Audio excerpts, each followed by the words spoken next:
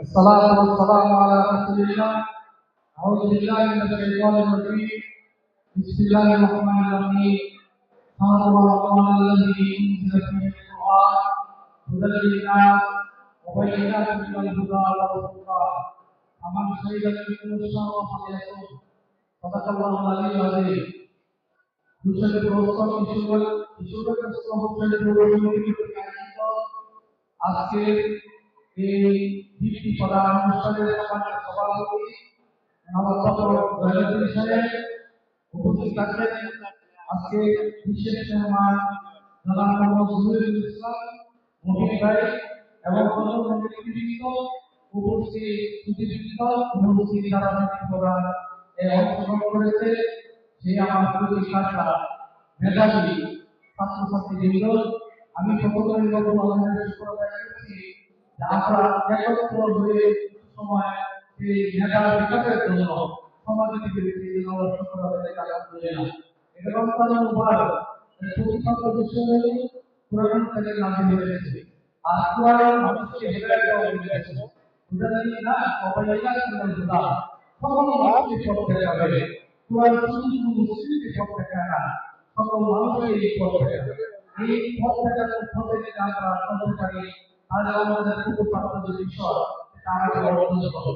আমি শিক্ষার ক্ষেত্রে বলতে চাই, শিক্ষার সংখ্যা কেবল হয়েছে ব্যক্তির আচরণের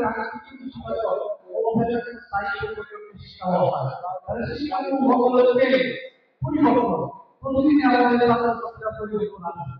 শিক্ষা লক্ষ্যে যেটা বলা হয়েছে শিক্ষার্থী শারীরিক বিকাশের মাধ্যমে মানবিক, সামাজিক, নৈতিক গুণসম্পন্ন, জ্ঞানী, দক্ষ, বুদ্ধিমানী, বিজ্ঞানী মনস্ক ও সৃজনশীল দেশপ্রেমিক জনসম্পদ সৃষ্টি।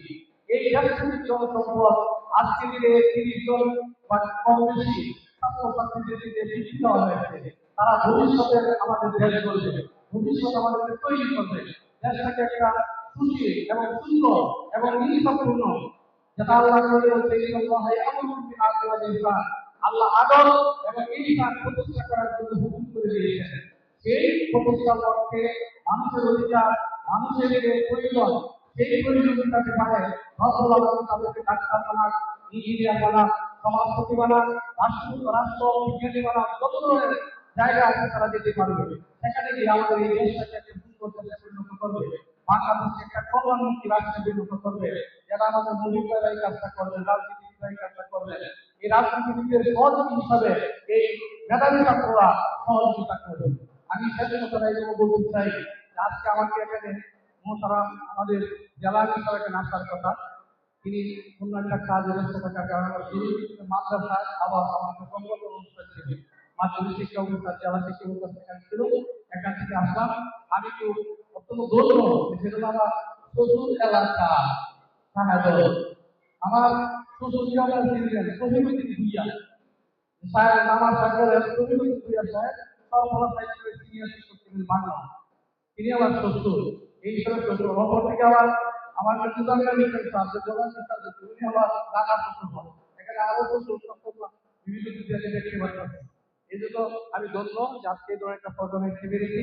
আমাদের ছেলেরা, আমাদের মেয়েরা সুন্দর পৃথিবী গ্রহ, এটা আমি কামনা করি। শেষে নেতৃত্ব, এদেরকে আমরা নেতৃত্ব তৈরি করে দেব।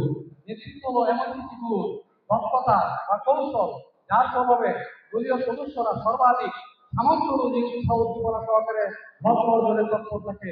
লক্ষ্য আমাদের দেশটা একটা সমৃদ্ধ পরিণত হবে, আমাদের দেশটা একটা কল্যাণমুখী রাষ্ট্রে পরিণত হবে, যেখানে সকল স্তরের মানুষ, হিন্দু, বৌদ্ধ, খ্রিস্টান, ইহুদি, নাসারা, যে ধরনের বসবাস করি না কেন, সবাই সহাবস্থানে থেকে আমরা সত্যিকারের দেশটাকে ভালোবাসি, দেশপ্রেম আমাদের মধ্যে আসক, এই কামনা করি।